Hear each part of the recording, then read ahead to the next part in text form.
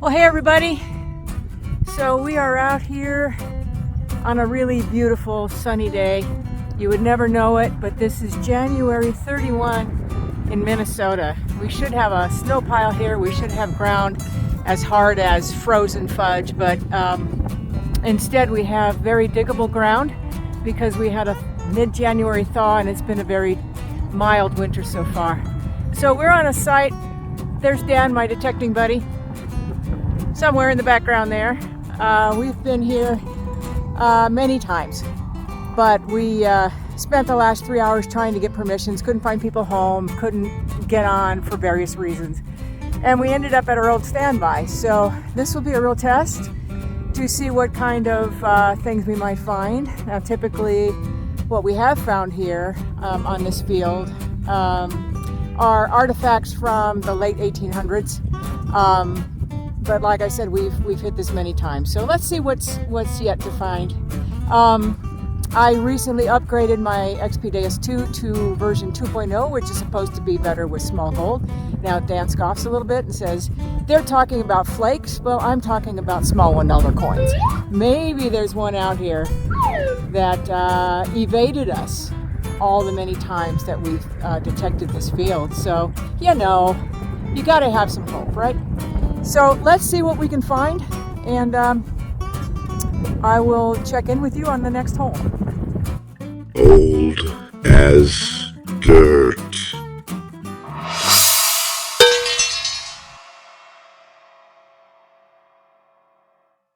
All right, so I've been out here about half an hour and I just now got my first non-ferrous signal.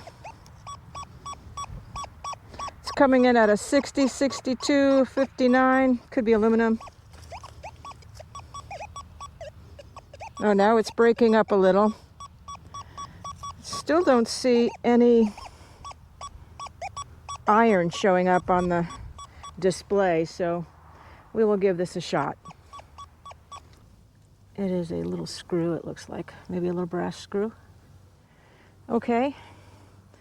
You know, when you find junk like that, you're just gonna have to say, if this was here and we missed it, what else is here? So right next to that hole, I'm getting another 68, 58. So let's see what this is. That is a shell casing. Okay.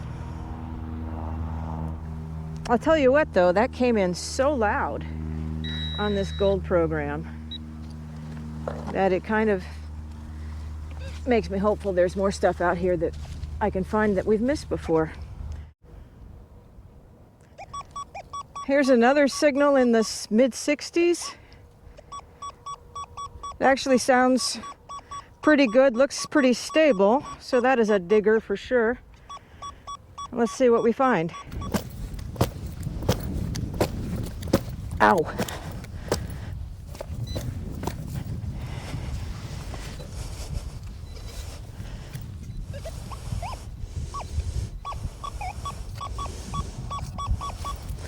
Is it out or is it not? Let's find out.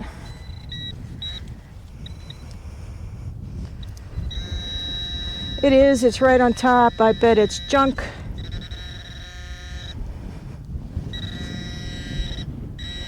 Oh, hey, what's this? This is interesting. It's not junk.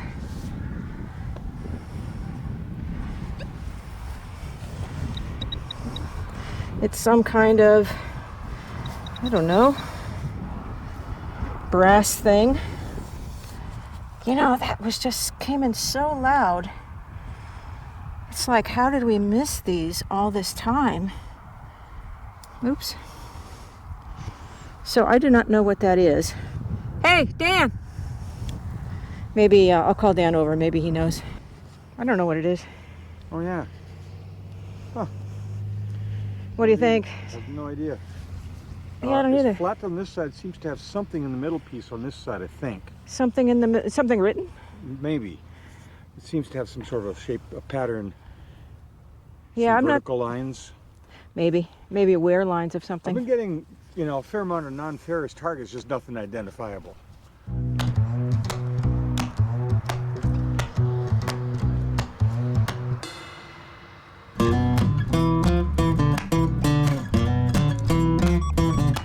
So here we have a signal that's pretty loud in my headset. 77, 76. We're kind of near the road, so I'm guessing this is going to be a can. It's out, and it is... Oh, thought it was a coin. Nope, it is a shotgun shell. So, okay. There's that. So getting a little far away from where I know the houses used to be, but I'm still seeing like pieces of pottery and china and stuff, and that is always a good sign that someone lived here. These things can get dragged around by a plow and other farming equipment, so I like to go at least as far as when I'm still seeing shards, because this could have been a good target and not just a piece of glass, a piece of pottery. Now, what do we have here? I'm getting 87, 88. That's a pretty darn good number. Let's see what we have.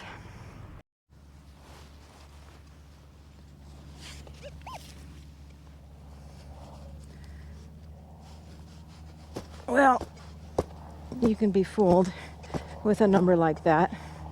Could just be a piece of copper pipe or something. And it could be a can. Could still be a can in a squashed into a round shape. So I never try to get too excited.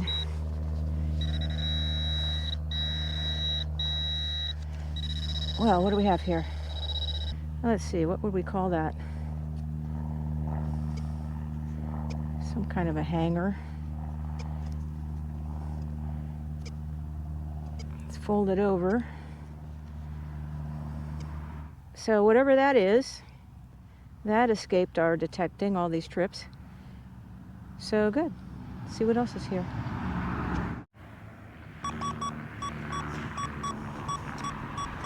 So we got another signal here. This is also in the 80s. Let's see what we have. Yeah, I don't think this is anything special. Maybe old aluminum. Not good enough.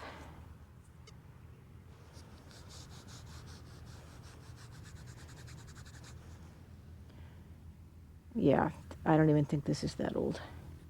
Junk. All right, so I've got another pretty loud signal, but I just saw it blip over into the iron bar. You know, sometimes when you get that blip, it could mean lead. But it's so loud, this makes me... Oh yeah, it's big, whatever it is. And I just saw the iron again, so I think that's flat iron, and we are going to pass. Well, let's go see what Dan has found here. Anything? Yeah. Yeah? Let's see. It's an artifact, not a coin. Okay, yep, same here. Artifact, not a coin. World's smallest thimble. Oh, that's a child's thimble. It's a baby's thimble. Wow. Child labor. Yeah. Yeah, now I've heard that you find thimbles out in farm fields a lot because they would bag up the grains right here. I don't think this kid did. Oh, well, why not? They had children working in the fields too. They're, you know, pre-labor laws. Oh, it's got little, what do they call that? Knurling? Yeah. Nice. On the bottom. Wish it was silver, That is but... really...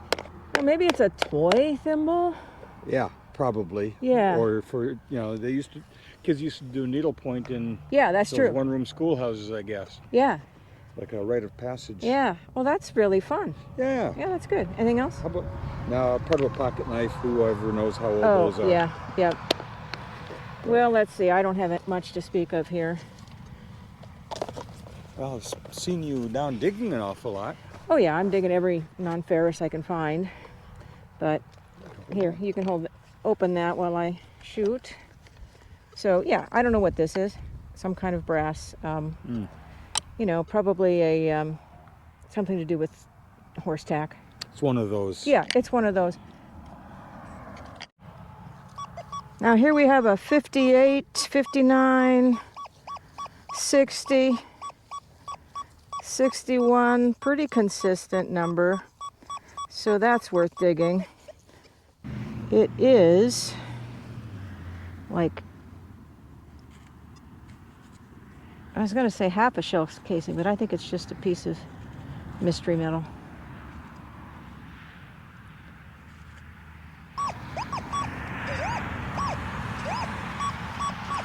$68, $69. I guess we'll try it. Well, let's see, what have we here? This is a piece of shotgun shell. Another piece of mystery metal. Yeah, I don't know what that was. Looks like brass, but what it went to is anybody's guess. Can we just take a moment to feel bad for the millions of Minnesotans who live for winter sports? Because this winter has been absolutely rotten for them. This stop ahead sign in the middle of a farm field, that's for snowmobilers. But they probably haven't been out with their vehicle for quite some time. It's been so mild.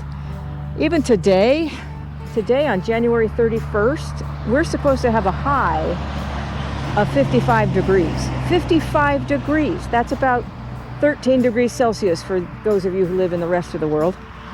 So it's really crazy weather that we're having here. But if you are into metal detecting, this is the kind of winter we'd like to have all the time.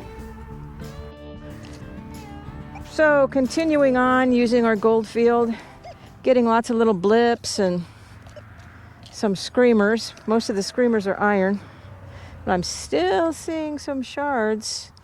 That always makes me feel good. This end of the field where I'm heading, Dan reminded me that the first time he detected this field, he actually found a 2-cent piece on the surface at this end. So, you know, stories like that keep you going, right? That's the thing about this Goldfield program, is that it does not miss much. I'm pretty confident that if it's findable, Goldfield will find it. Now we have a 76 here. This is probably aluminum. Let's have a look. I went to England a few months ago on a metal detecting trip and was running Goldfield much of the time. And I found, among other things, a quarter cut penny, hammered penny. It was tiny, absolutely tiny. And with Goldfield, that just rings out. I mean, you cannot miss it. So, you know, Goldfield has its problems. It doesn't do great with separation. So I wouldn't run it in a really trashy, iron-infested area. But in an open field, I have a lot of confidence in it.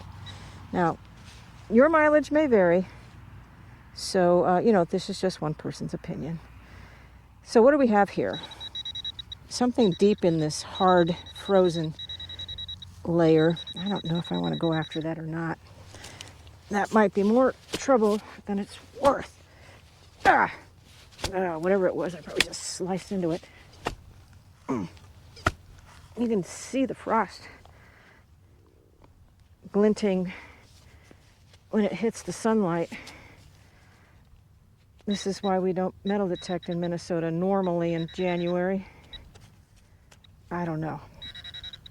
It's also pretty deep. I think it's aluminum. I just don't want to. Oh, wait a minute. It's out.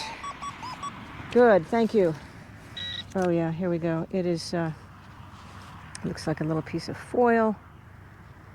You know, if I were back in England and I saw this, I would be pretty darn excited because it could have been a hammered, but no, this is a brass washer. That's why it sounded good. All right. Okay, Dan is way over on the other side of the field there, and he's waved me over. Oh, Lord. He wants to show me something. Really? Okay. Okay, we'll walk over. Did you find my gold coin? Not hardly, he says. Hold on, you what? This is not even period for the site, but it is still gold. Oh. I saw what it is, but I still got the gold for you. Oh, okay. He wants to do a reveal or a live dig. A fake live dig. Okay, what you got?